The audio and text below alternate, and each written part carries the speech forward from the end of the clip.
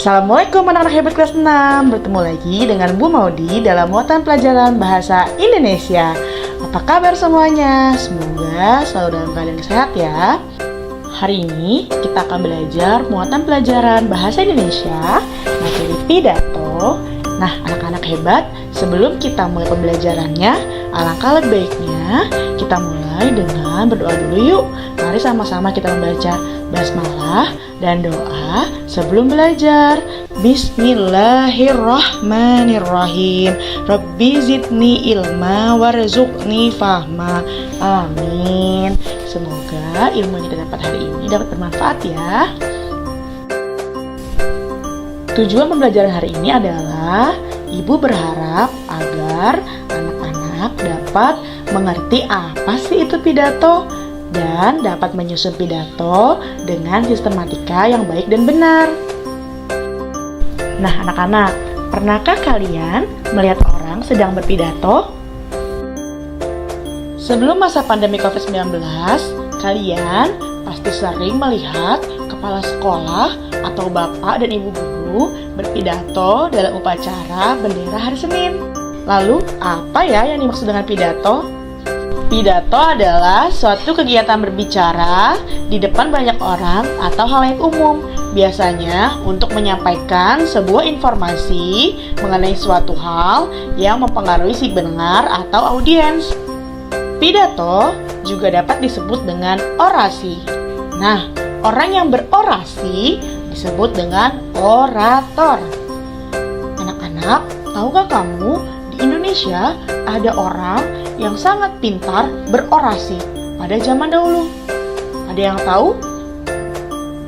Nah, iya, benar sekali. Orang tersebut adalah Presiden pertama Republik Indonesia, yaitu Bapak Insinyur Soekarno. Bapak Insinyur Soekarno merupakan tokoh orator yang sangat ulung. Beliau sangat berapi-api dalam menyampaikan setiap pidatonya. Pidato memiliki 4 tujuan. Yang pertama yaitu informatif. Pidato memiliki tujuan untuk menyampaikan informasi atau gambaran suatu hal kepada pendengar atau audiens. Yang kedua yaitu persuasif. Pidato memiliki tujuan untuk mempengaruhi atau mengajak para audiens agar mengikuti pendapat yang terdapat dalam pidato yang disampaikan. Selain itu, yang ketiga yaitu pidato memiliki tujuan rekreatif, yang artinya pidato dapat menghibur atau membuat pendengarnya menjadi senang. Lalu yang terakhir atau yang keempat adalah argumentatif. Pidato memiliki tujuan untuk meyakinkan para audiens untuk mempercayai pendapat-pendapat yang ada di dalam pidato yang disampaikan.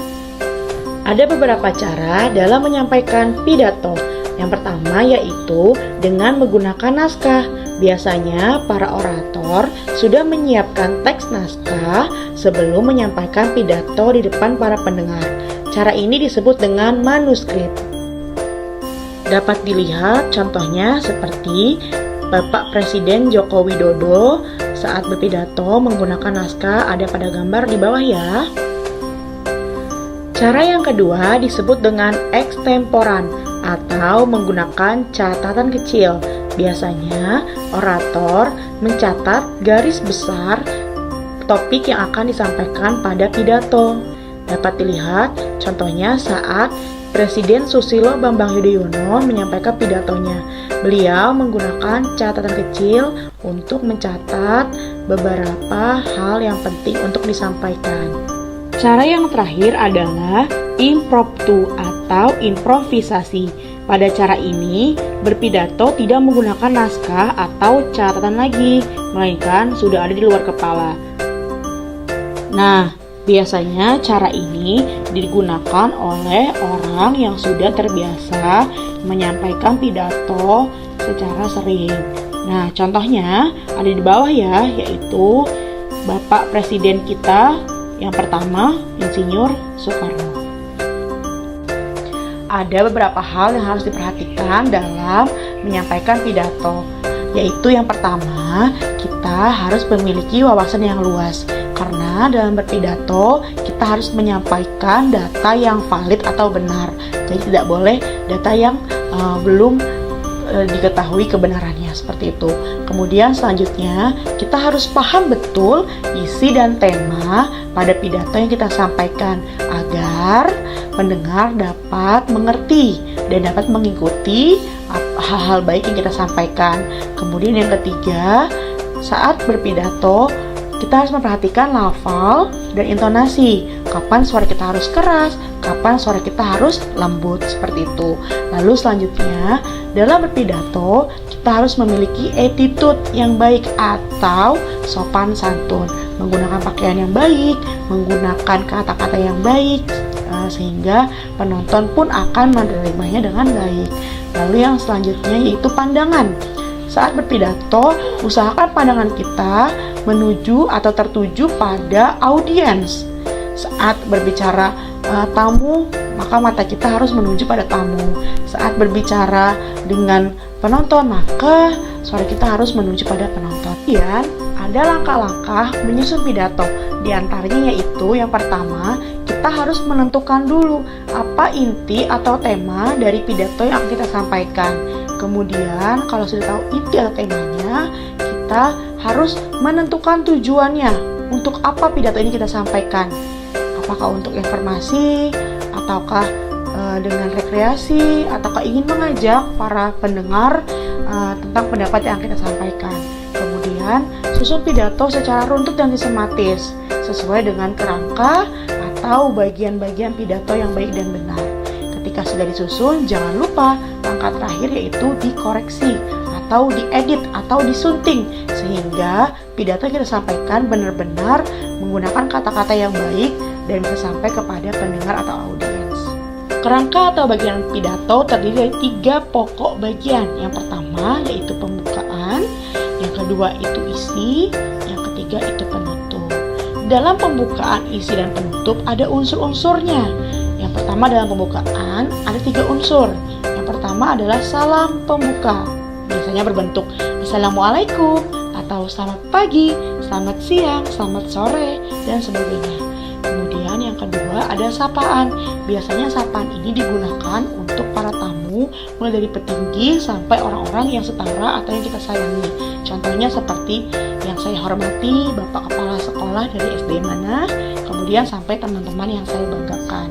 Seperti itu. Lalu selanjutnya adalah ucapan syukur karena kita bisa melaksanakan pidato atau acara pada hari tersebut. Kemudian diisi unsurnya adalah hal-hal penting yang akan kita sampaikan kepada audiens. Isi dari acara hari itu. Misalnya hari itu adalah hari perayaan memperingati Ibu Kartini, maka isinya berisi tentang emansipasi wanita. Lalu selanjutnya penutup. Di dalam penutup itu ada penutupan pidato, contohnya seperti demikian pidato yang dapat saya sampaikan. Lalu yang kedua ada salam penutup berbentuk Wassalamualaikum warahmatullahi wabarakatuh. Nah, di gambar ini ada pembukaan, mulai dari salam pembuka, kemudian sapaan.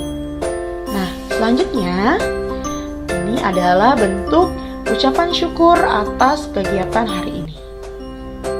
Lalu selanjutnya ini adalah isi pidato. Teman-teman bisa baca, bisa di stop dulu. Isi pidato itu berisi tentang bagian terpenting atau topik yang akan disampaikan pada hari tersebut. Selanjutnya ini adalah penutup, ada penutupnya dan ada salam penutupnya, seperti itu. Nah, terima kasih sudah mengikuti pembelajaran Bu Mauri dengan baik hari ini.